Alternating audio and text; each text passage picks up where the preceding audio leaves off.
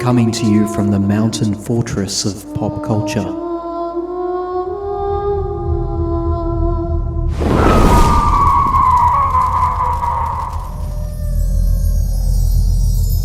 You're listening to Time to Talk.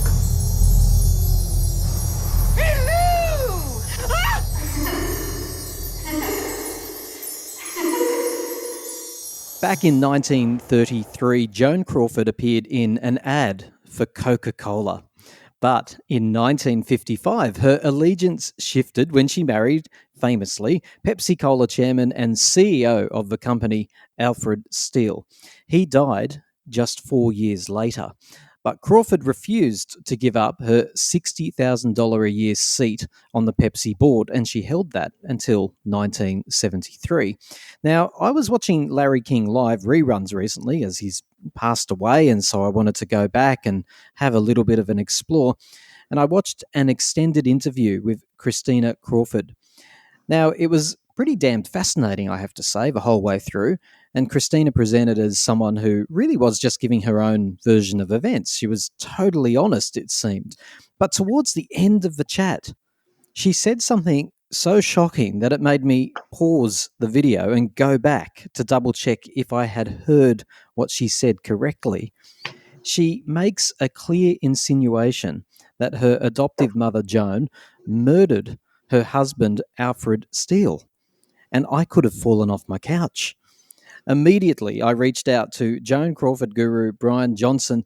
Brian is a very reliable archivist, really, much like a historian. He uses sources of information to support or disprove things that may or may not have happened in Joan's life. G'day, Brian. Hi, thank you for having me again. Yeah, it's good to speak to you again. The first conversation we had is very popular, so people can go back and watch that. That's a bit of a run-through of Joan's life in general based on what I saw in Feud. So you were sort of disproving some things that they got wrong there. But you run an amazing website. It's called The Concluding Chapter of Crawford, which is a go-to for anyone who's making documentaries, TV programs about Joan. They all use it, and obviously there's a huge fan base out there who use it too. So listen, let's cut to the chase, Brian. I'm hoping you can confirm it. Did Joan push Alfred down the stairs and to his death? No, she did not do that. And unfortunately, many people have come to believe that to be true, but it is in fact not true. That is not the cause of death of Alfred Steele. All right, well, let's look at some of the quotes from Christina Crawford. Mr. Steele treated you well. Yes, but he died so quickly after they were married. It was only 3 years. And I always thought it was very suspicious. About his death? You suspected foul play? I always did, yes. There was nothing wrong with him. What was the cause of death? Somehow he fell down the stairs. She said, he died so quickly after they were married, I always thought it was suspicious. I suspected foul play. There was nothing wrong with him. And then she continued, when I heard about my stepfather's death, my first thought was, my God, she killed him. She was capable of murder. She tried to kill me when I was a child. I believe Al Steele's death was suspicious and a cover-up took place. I mean, this is damning stuff, Brian. This is amazing stuff, and from someone who was there. So why shouldn't we be taking this seriously? Well, let me first correct something you just said. You said it was by someone who was there. Christina Crawford was not there when Alfred Steele passed away. As a matter of fact, she was in London, England, and had been in London, England since March. And Al Steele died roughly a month and a half after she had left the United States for England on a trip where she lived with friends for about 3 months. One thing that she says that's very interesting is the cause of death is falling downstairs, and she has never elaborated as to why she believes. She's never stated a fact or a witness to this effect, only her belief that he fell down the stairs, and she's never stated why she has used that method for a cause of death. I have Alfred Steele's death certificate, and his death certificate does not list his death as any type of blunt force trauma, a fall, or anything thereof. His death is listed as a coronary arrest, a heart attack. There's a big difference between someone who falls down the stairs versus someone who has a heart attack. And someone that falls down the stairs, they're going to have impact, bruising, injury to the physical body. And that's going to be very noticeable to a coroner. It's very hard to cover that type of death up, a fall versus a heart attack. And a coroner was called to the apartment, and a coroner did examine Alfred Steele, and a cause of death was not from a fall. From the information that you have, Brian, was Joan Crawford in the house when Alfred passed away? Yes, she was. He, according to her and according to the death certificate, he passed away early the morning of April 19th, 1959. She, according to Joan, she describes his death, or rather how she found him dead, in her book, A Portrait of Joan. And according to Joan, she awoke that morning and went into his room, and he was lying dead next to his bed. And that is how she found him. And she said that when she found him, he was already cold. So he had been dead for a little bit of time, at least, probably roughly an hour or so when she found him around 7 a.m. that morning. And one thing you will not find in any book, you will not find it anywhere on the internet unless it's on my website. This is something that, as far as I can tell, I'm the only source to mention this. But the morning that he was found dead, they were actually planning a trip to Jamaica, and it was going to be a 10-day vacation, not only as a vacation to rest from a recent cross-country tour that Al Steele and Joan had made for Pepsi, but also for Al Steele's birthday, which was coming up in just a few days. And one person I interviewed, his name was Robert Shercliffe. Unfortunately, he passed away just this past year at 91. But prior to his passing, I was fortunate enough to interview him. And Mr. Shercliffe had saw Joan and Alfred the day prior to his death. And in Washington, there was an event, a dinner for Pepsi executives, and Mr. Shercliffe was at the dinner. And he remembered it very well. And he remembered at the dinner that Al Steele did not look very well. He told me that Al looked exhausted. He looked very tired. And he told me that he recalled even telling Alfred that, gosh, we can't have anything happen to you because we'd really be lost, meaning the company, Pepsi, would be. So he was visibly not well the day before his death and looked exhausted. And that is from a first-hand source. She says the official cause of death was heart failure, but he just had a company checkup and the doctor gave him a clean bill of health. He was only 54 years old. Now, first of all, for what it's worth, when I look at photos of him, my God, he does look a lot older than 54. He doesn't look particularly healthy, I've got to say. Is it correct that he just had a company checkup and been given the all clear? Do we know that for a fact? For one, he was not 54. She's wrong when she says he was 54. She says that in Mommie, Dearest, the 1978 version, which is drastically different from the anniversary edition in 1998, whereby she makes this allegation about his death. But he was not 54. He died in 1959, and at that time he would have been 58. So she had his date of birth wrong when she's mentioning this. I don't know what her source is that he had just had a checkup with the company doctor. One person I interviewed was Alfred Steele's son-in-law. And he had told me that when Al Steele passed away, they went, of course, to New York. And they actually sat in the family car with Alfred Steele's doctor, who was the doctor for Pepsi. And he said that his wife felt that the doctor was responsible for Al's death more than anyone, not because he had recently had a checkup that said he was fine, but because the doctor was not evaluating his health properly. And the way he described it to me is the doctor who was the doctor for Pepsi, who was overseeing Alfred Steele's health at the time, was something of a ladder climber within society of New York and wanted more of a high-end clientele He was a fairly new doctor. He was not an inexperienced doctor, but he was still fairly new, and was more interested in building his clientele with New York's elite and high society, and not as much interested in treating their ailments and actually making sure that they were healthy. And Alfred Steele had surgery in the years prior to his death. He was in what you would consider good health, but he was not the fit bill of health by any means. Sometimes amateurs know best, and a lack of professionalism is all you'll hear on the Time to Talk show. Join Tim and his panel of guests as they wade their way through a range of news, music, and pop culture treats. Time to Talk, the show hosted by amateurs for unprofessional listeners.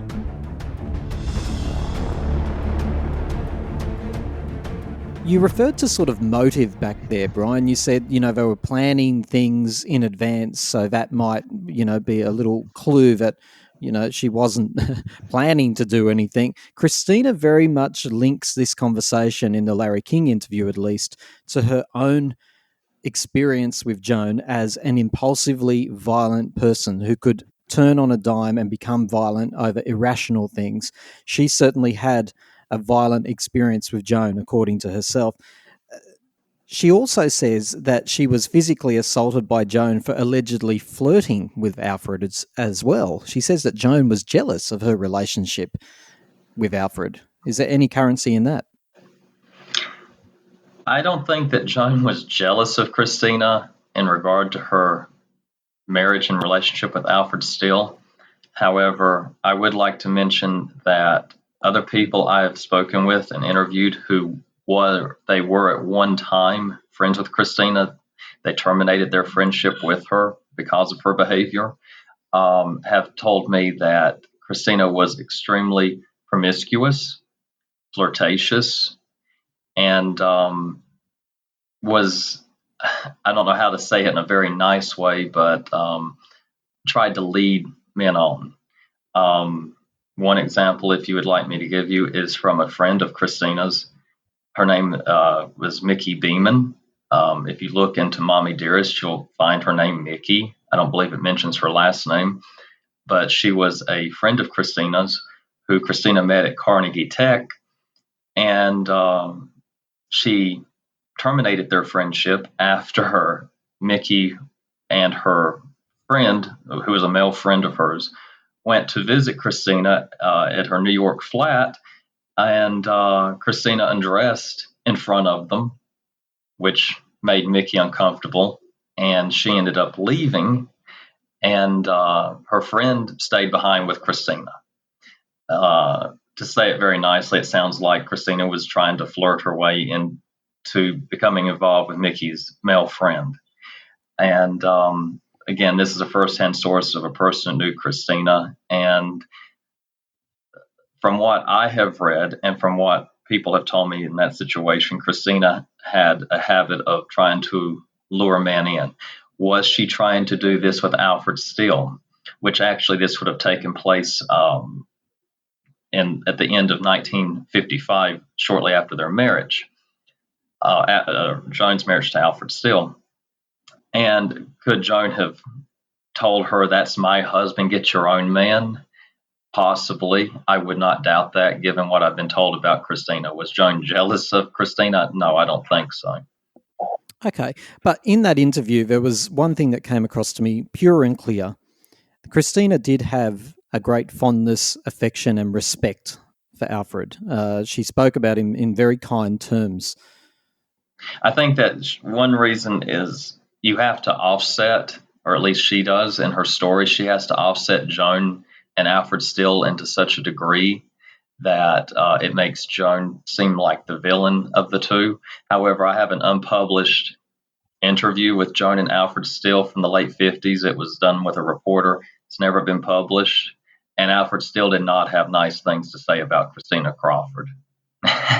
Needless to say, he said some pretty damning things about Christina in this interview, about how she was living her life and, again, her promiscuous behavior.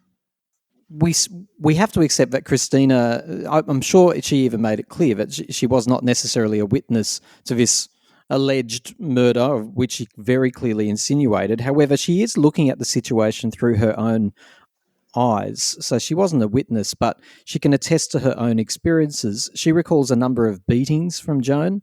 One when she was 13 years old is particularly shocking, Brian, I have to say, at least according to her version of events. She said that she had absolutely no doubt that she would have died if it wasn't for somebody intervening.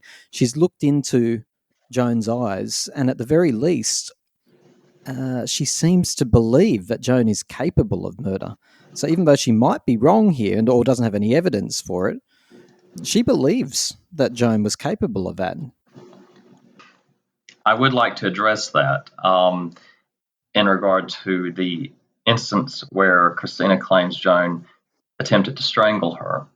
And I actually have proof to the contrary, hard proof against that claim by Christina. I have an unpublished interview with a lady by the name of Billie Green. She was Joan's assistant at the time. This was actually in June of 1953. The assistant, Billie Green, in the interview talks about this very instance. And according to Billie Green, Joan did not try to strangle Christina. She adamantly denies that. And one thing I'd like to point out also is the different versions of Christina's book, Mommie, Dearest. If you were to look in the 1978 version, the original version, when she recalls this incident, she refers to the person in the house who, quote unquote, pulls Joan off of her as simply the new secretary. If you look under her 20th anniversary edition, which was the edition when she began the claim that Joan killed Alfred Steele, and each subsequent anniversary edition, she now refers to the quote-unquote new secretary by name and calls her Billie. This interview I have with Billie Green was conducted in 1981, and it was just after she had read the book and had read the screenplay for the film, which was in production. And she was really horrified by what she was reading. And she says in her interview, I'm paraphrasing, but she says, I am quoted as saying something along the lines of, "Stop, Joan, stop, you're going to kill her." And Billie Green denies ever saying such. She denies Joan ever strangling Christina, and she adamantly denies any type of brutality that night by Joan Crawford against Christina. That's one part of the proof I have. The second part is by Christina herself, in her own words. When she contested Joan's estate in 1977, her estate forced her to go through 2 under oath depositions. And within the deposition, Christina is questioned, actually very adamantly questioned, about this incident in particular. Christina's response under oath during the deposition, when asked about the strangling attempt, her words are, "I do not know what you're referring to." So, as you said, she says in her book that there's a look in Joan's eyes that she will never forget. Then under an under oath deposition, during the same the deposition was taken during the exact same time she was writing Mommie, Dearest. In the deposition, she tells the attorney she does not know what he's referring to. This part fascinates me, Brian. You've actually spoken to Christina, and possibly still do. Aren't you tempted to ask her about, for example, the stairs? Because it sounds to me like she has some information about him falling down the stairs, or any of the other insinuations that she has made. Are you not tempted to ask her just, very targeted, tailored questions about some of these issues that appear to have contradictory evidence? No, I haven't. Simply because I know that she would not answer anything that she would have to say, I believe, on the topic of her mother, or as she refers to her adopted mother, is pretty much already out there by Christina in her book. there's no real variant to what she would say. And this is simply from people I have talked with and the many, many interviews I have read of Christina's. Even knowing Christina in person would not grant someone any more insight than what they would have from the book they can purchase. Brian, do you think Joan was capable of violence? No, I don't believe Joan was capable of violence, simply because that does not coincide with anything other people who knew her has ever claimed. Other story by any person that knew her firsthand that cites her as being a violent person. I mean, it's the logic is not there. And someone who interacted with as many people as Joan interacted with, for as many people who she interacted with during times of stress, there would be other examples of this coming to the surface, and it just does not exist. To be really clear on this point, you're saying in the many relationships that Joan had with, husbands, boyfriends, and her other children, there is no evidence of violence within any of those relationships. There are no other instances of Joan being violent with any of her husbands. After each marriage with Douglas Fairbanks Jr., Francho Tone, Philip Terry, they all three husbands and Joan remained friends until the end of Joan's life. There are the claims that Francho could be violent and toward Joan. There's claims of that, but there's no claims of her being violent against any husbands. After Mommie, Dearest was published, Douglas Fairbanks Jr. defended Joan, and he said something to the effect of the person who was described in the book Mommie, Dearest was not the person he knew. But of the children, Brian, I'm sure that there was Christina's brother did support Christina's version of events to an extent, and also talked about his own abuse. Am I wrong about that? Well, that's a very good question. Christina wrote her book. Christopher only spoke publicly about Christina's book and about Joan on a couple of occasions. And on those occasions, he did not actually go through Christina's book and verify what parts of it were true or that he knew of. Within his interviews, he only referred to Joan as a bitch. That's what he referred to her as. And his issue with her was mainly over her not helping him financially as an adult. One aspect of Christopher and Joan I would like to mention is the harness that he wore while asleep. This is something that is never mentioned, and it should be, because it puts the whole issue into proper context. But Christopher was placed in a harness at night at the recommendation of Joan's family doctor.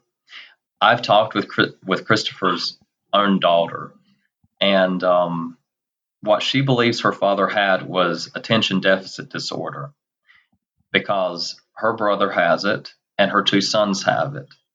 And she feels there's a genetic component to it. And Christopher had a habit at night of wanting to get up out of bed and wander outside. He wasn't running away from home, as people may try to insinuate. He would go outside and wander around in the yard. He would go outside and play in the middle of the night, which is dangerous for a child, a small child, and particularly a child of a celebrity who is more exposed to the possibility of being kidnapped, held for ransom, and so forth, if someone was to find him or abduct him. Well, when this was going on in the 1940s, Joan went to her family doctor, like someone would do today if they had a child that seemed to be overactive and have discipline problems, and they're trying to discover what it is and what the solution would be. There was no such thing as attention deficit disorder.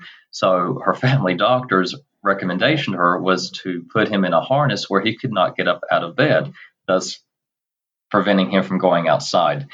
A lot of people believe, and Christina writes it as if Joan put him in a harness to be cruel to him. That is not the case. The case is actually that was under a doctor's recommendation. It is interesting, though, that in interviews, Christina is adamant that Christopher was abused, if as much as she was allegedly, if not worse. I've heard her say that. However, you've pointed out that there are some reasons why we should doubt Christina's version of events. Is it correct that she was actually successfully sued by one of her adopted siblings for making a false claim about her being a twin? Yes, that's true. Christina was sued. Kathy Lalonde sued Christina in federal court in 1999, following Christina claiming repeatedly that she and her sister Cindy were not twins, and in some instances claiming that they were illegitimately adopted, and that they were not even related. Not only claiming that they weren't twins, but also claiming they weren't related. I'd also like to point out that Christina began making these claims about her twin sisters at the same time she was now making the claims about Joan killing Alfred Steele. Kathy Lalonde was successful in her lawsuit. What ultimately happened was Christina settled. They came to a settlement and settled the lawsuit. And Kathy Lalonde and her sister Cindy were twins. They were fraternal twins. They weren't identical twins, but they were fraternal twins. And they were able to prove not only were they twins, but their adoptions were legitimate. There was no type of illegal practice that took place. Their mother died from complications of childbirth, of their childbirth, and they were placed up for adoption through the Tennessee Children's Home, which does not have a very good reputation due to Georgia Tan, who ran it. She did have a reputation of doing things illegally. However, in the case of Cindy and Kathy, their adoptions were completely legitimate and above board when Joan adopted them. She seems to believe what she's saying. If there's so many different versions of events which don't support what she's claiming, particularly to round this off around Alfred's death, what's the motivation? And you've met her. Why do you believe she is making these claims if she just truly doesn't believe they're not true? Well, that's a very good question. And I think that's probably a question that many people have when trying to make a determination as to if she's telling the truth or if she's exaggerating the truth. Probably a good way to answer that would be through a firsthand source. And again, I would like to refer to Billy Green, Joan's assistant during the 1950s. 1953, Billy Green asked her why she was telling Chadwick's that she had no clothes to wear. Because apparently Chadwick's was contacting Joan and asking Joan to send her some clothes because she did not have clothes. And Billy Green asked Christina, why are you saying you don't have clothes after we spent a day packing clothes for you and sending them with you to Chadwick's? And Christina's response to Billy Green was that she was giving her clothes away to her friends. And Billy Green asked her, why are you giving your clothes away? And she just said she wanted to. Billy Green asked her, are you doing this in order to make friends? And she said, no, she's just doing it because she wants to. And she asked Christina, does she not understand that that's making her mother look bad? And she asked her, do you want a different mother than Joan? And she says, no, she didn't. And so I think the reason behind why Christina says the things that she says could be complicated, and it's nothing new.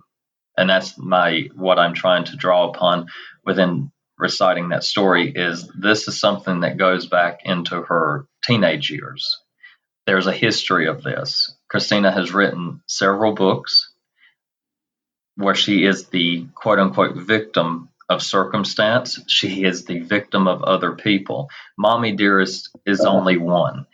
Survivor, she describes herself as a victim of many people. There's another book she wrote called Scammed. It's a little known book, very hard to find, where it's an entire book about her being scammed by someone on the internet. That's her most recent book.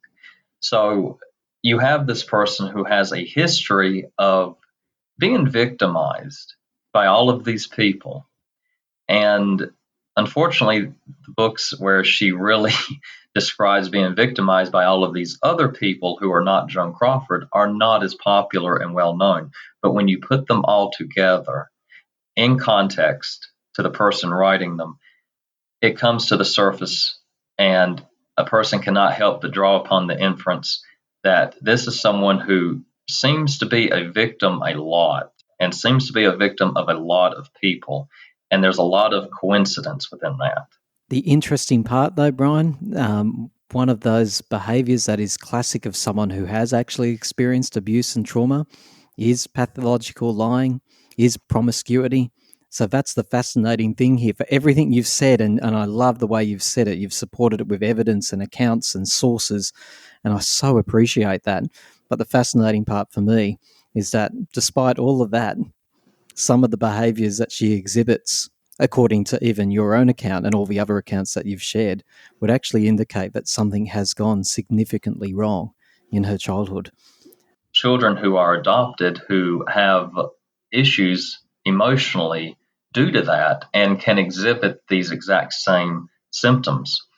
I would also say that I don't believe that everything with Christina's childhood was idyllic. I think that she was emotionally neglected to a certain extent. I think Joan was not always the most maternal parent emotionally, and sometimes emotional neglect in that way can contribute to someone having issues later in life. Well, the death of Alfred Steele, I've got to say, Brian, it's a fascinating kind of sidebar to the whole Mommie, Dearest chapter of Joan Crawford's life. And Brian, as always, you've been an incredible source of information. Thank you so much. Thank you. I appreciate you having me on your show, and I hope this has given your listeners something to think about. When you would be hit as a child, it would be for things like Not picking up my clothes, saying no, a look, an attitude, yes. And what kind of hitting? What kind of abuse? I mean, was it a slap on the hand? No. It was with objects. It was with Objects? Paddle? Hairbrushes, and the famous hangers, of course. It was very violent, and one time, she tried to kill me. I mean, I am positive that if there was not somebody in the house, she would have killed me. She knocked me over. She was choking me. I thought I was going to die. How old were you? 13. And that was the last time we had any physical violence, because I knew that if it happened again, I would do everything in my power to protect myself.